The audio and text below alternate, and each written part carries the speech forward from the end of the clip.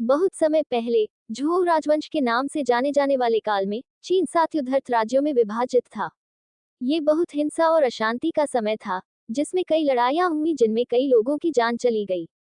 किन का राज्य उन सभी में सबसे मजबूत था और उस पर किन शी हुआंग नामक एक महत्वाकांक्षी राजा का शासन था।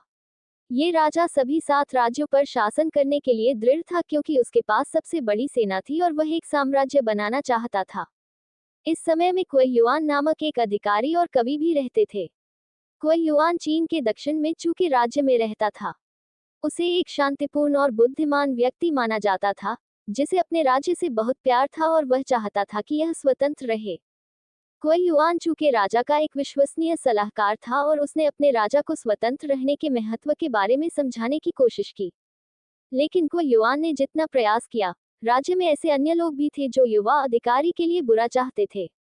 ये वे लोग थे जिन्होंने राजा को आश्वस्त किया कि कुई युआन पर भरोसा नहीं किया जा सकता।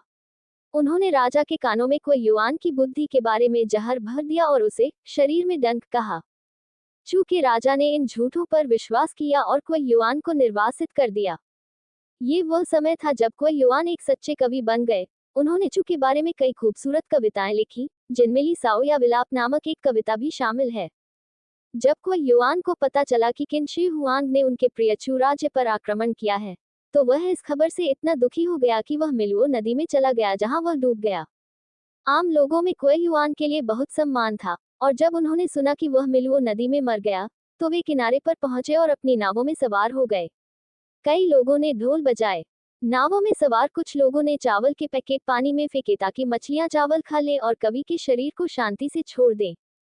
कुई युआन की मृत्यु को आज भी याद किया जाता है। हर साल चीनी लोग 5वें चंद्र महीने के 5वें दिन ड्रैगन बोट फेस्टिवल मनाते हैं। कई नावें नदी में उतरती हैं, एक दूसरे से प्रतिस्पर्धा करती हैं कि कौन सबसे तेज है। लोग नायक कवि की याद में चिपे चिपे चावल के पैकेट फेंकते हैं और ढोल बजाते हैं। दोस्तों, उम्मीद करता हूँ आपको हमारी कहानी पसंद आई होगी।